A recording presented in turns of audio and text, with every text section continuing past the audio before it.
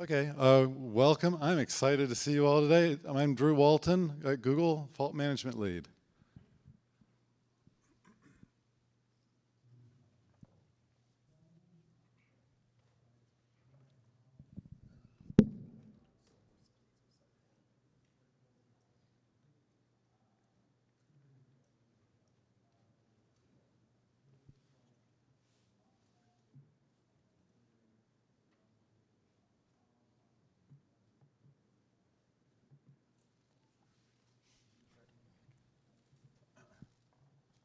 All right, thank you for joining us today. So we want to talk to you about hardware fault management. And for me, it's really exciting. It's an area I've worked in for decades, and I'm seeing a change where people from all over the industry are coming together in these meetings and figuring big things out.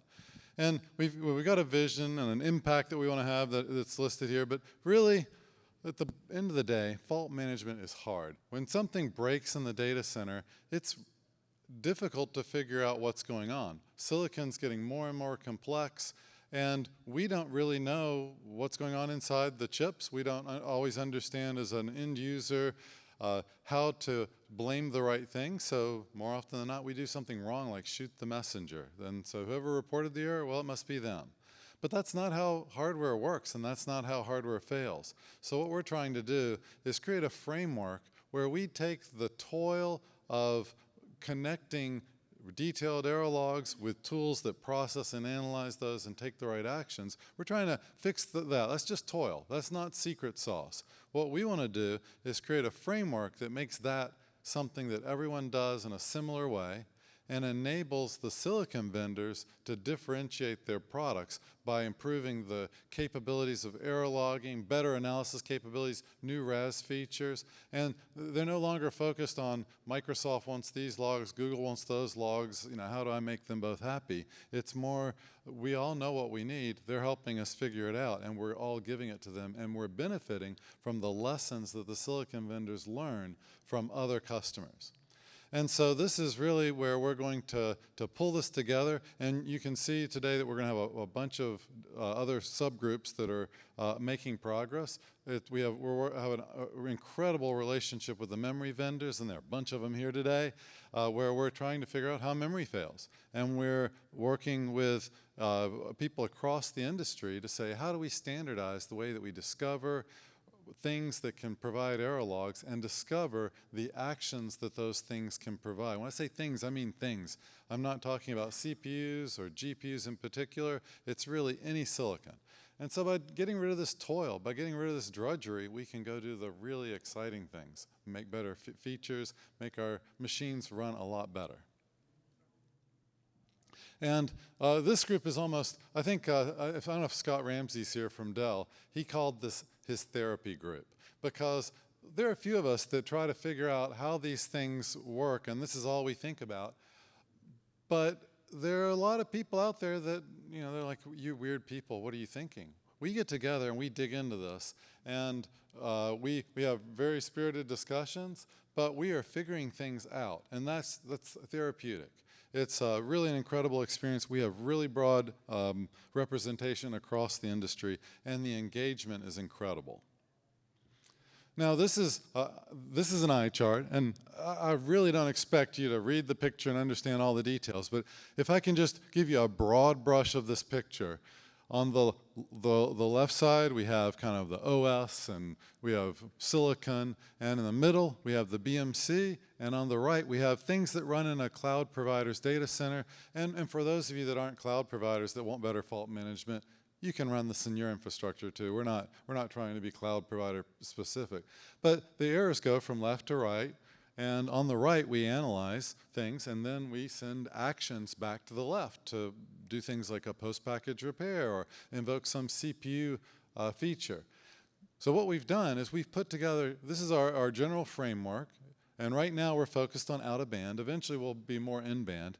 And what we're doing is we're gluing this together by spinning up the necessary sub-teams to drive work. And so we have the OCP RAS API that Antonio and I will be talking about earlier. We have Claire here, who drove a lot of work in the OpenBMC fault monitor. And what that does is that allows us to correlate various log sources so we can send up a bundle of error logs. We've got OCP FMFM, which is Fleet Memory Fault Management. That's where we're working with the memory vendors to figure out how memory fails. And then we work with the CPU vendors to understand how a particular CPU responds to that failure. And I can't tell you how important that is. Most people try to count a memory error, and I'll go into it later with the FMFM talk, but it doesn't work. You really need to understand what's broken in the memory and how well that particular CPU's error correction codes tolerate that failure. So we're making that happen in that group. And then we have an OCP GPU RAS meeting, and that has been it's been a separate group, and we're starting to integrate with them and work with them. But it's really exciting because it's extending some of the principles that we've built in the bigger team to GPUs and to other accelerators. And you say, well, okay, why are you so excited about this? Well, hopefully this helps. But here's the deal. The silicon vendors get precious little data back about what goes on in their parts in the data center. And so what that means is that they're guessing at how things fail and doing their best to make their silicon more reliable and to add the correct features, the RAS features, to help deal with the highest Pareto items that they see failing. We're going to augment what they're able to do. We collect detailed failure data, and then when we decode that data into register fields, we can look at signals. And you have to be careful. I'm very specific when I say this is decoded, because most error logging registers have a bit called the valid bit. And if I was sloppy, I might just look at all the error logs and say, when that bit set, something bad happened. Well, yeah, it's the valid bit. But what we want to do is look at the signals and understand when this particular field is set this way, we know this particular problem is maybe going to happen or is starting to happen, and we don't have a good way to see it otherwise. And so we provide those signals to silicon vendors. They can build better tools for dealing with them. We also analyze the data, and so we drive effective RAS actions. And RAS actions could be something like JEDEC defined, like a post-package repair in DRAM.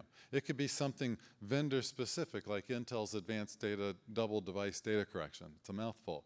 But what we want to do is enable innovation and drive better actions. We can also build tools that do crash prediction. And in fleet scale memory fault management, I am super excited to say that the memory vendors are helping us, because with their help, we're able to say, here's how memory fails, and then we can accurately predict if things got just a little bit worse, the CPU's ECC would fail to correct it.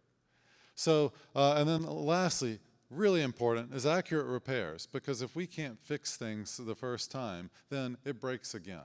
And if our machines break over and over again for our customers, we're not building a lot of credibility. So it's in all of our interest across the industry to build credibility by fixing the thing that's broken correctly. And then, when we query large-scale data, we can mitigate failure trends. And so we like to establish a baseline with our vendors. And then what we say is, hey, how do we drive that down? And here's the difference. When we're talking about fault management, we're not talking about holding someone to a high standard. It's actually holding them to a higher standard in a different way. We're saying, where are you and what's the trend, and how do we drive the trend in the direction that we want? And so, that's critical. And so when people ask me, how do you make machines reliable? I say 5 fit at a time. So it's nothing but hard work and discipline slugging through these things. But with the data, we can gather the billions of device hours of data necessary to find new failure modes and parts. So we share that data with the vendors, and then they can put mitigations for those failures in their parts and give us a more reliable fleet. At the end of the day, we end up with better TCO, MTBF, reduced business risk, and we minimize human toil. So it's a huge win for all of us. Now, this is just the general idea. We have a fault management interface. It provides standard-based logs, and it somehow gets to an analysis tool, and that's up to the individual user of the silicon. The analysis tool figures things out, and we decide if we believe it. We need that step because there could be mitigating factors, or it could be that we accidentally mess up the logging and shoot our fleet. So we have to double check the analyzer, but the analyzer can then drive RAS actions back into the silicon. So imagine being able to do a runtime post-package repair on a DRAM that was about to cause a crash.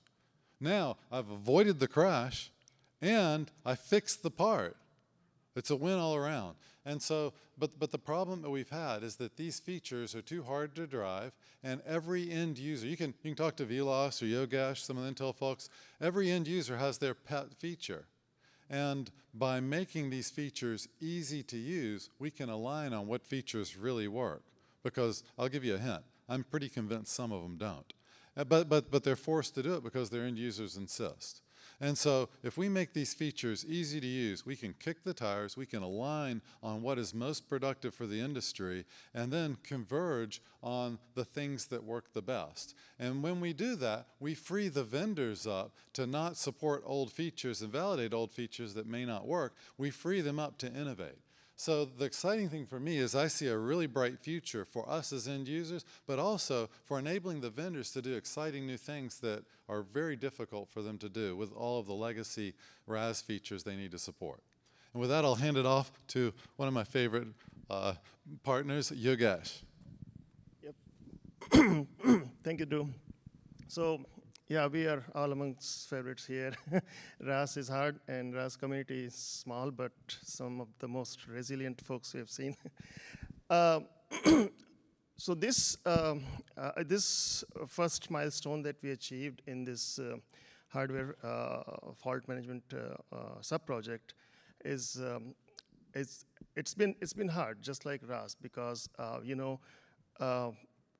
we generated consensus amongst a variety of CSPs, silicon vendors, DRAM vendors, and OEMs. So, and just to give you an example, to generate consensus on error classification, how many types of errors are there, handling thereof under BIOS control, OS control, or BMC control, all of those things took us a long time. In fact, I weirdly remember we pretty much frustrated John here. What are you guys doing? But I say again, RAS is hard. So there's just an explosion of features translating into implementations and handling choices. All those combinations have just makes it very hard.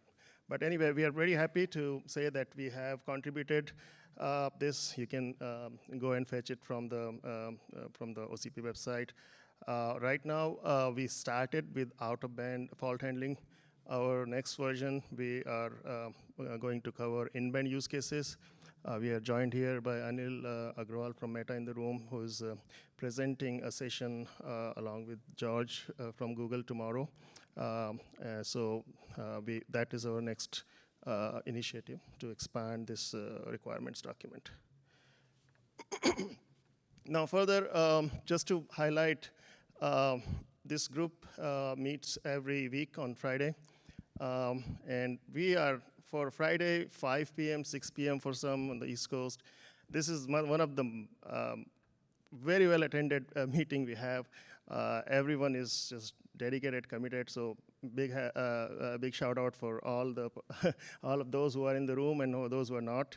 Like I said, we contributed the requirements. We have launched this fleet memory fault management. That's our next session to focus on the memory errors. And this was our idea like 2 years ago when we started kind of drawing the big picture. You see the high level of it. At that time, we saw, okay, there's a lot here. So this is going to happen. We are going to start spawning out sub-projects and work streams out of this to focus on areas. So here we list some of the other initiatives that we are thinking about. So like I said, working on in-band RAS use cases to expand the fault management framework. Also discussing and developing requirements for server platform error injection capabilities, as well as IORAS best practices. So we expect to have more substreams coming out of it, or work streams rather. So our next initiative is error injection, and why is that important? Because like I said, from a RAS feature to its use case, its implementation, its handling choices, this creates a lot of requirements on what needs to be validated for different implementation, and we need to have a comprehensive error injection capabilities to, be able to test all the solutions that are possible with the features. Currently, we don't have that, and this is agreed upon by all the CSPs and server vendors, OEMs, in the sub-project to focus on that next. So that's our next major effort. And finally, call to action. Like I said, if you have nothing better to do on Friday evening, please join us. we have a lot of fun there. It's one of the most lively, frank group. We kind of look forward to talk to each other, and we share your thoughts, review the documents. Come. Here are some links for you, and that basically brings an end to our talk today. Thank you very much. I guess we have time for one question, I guess.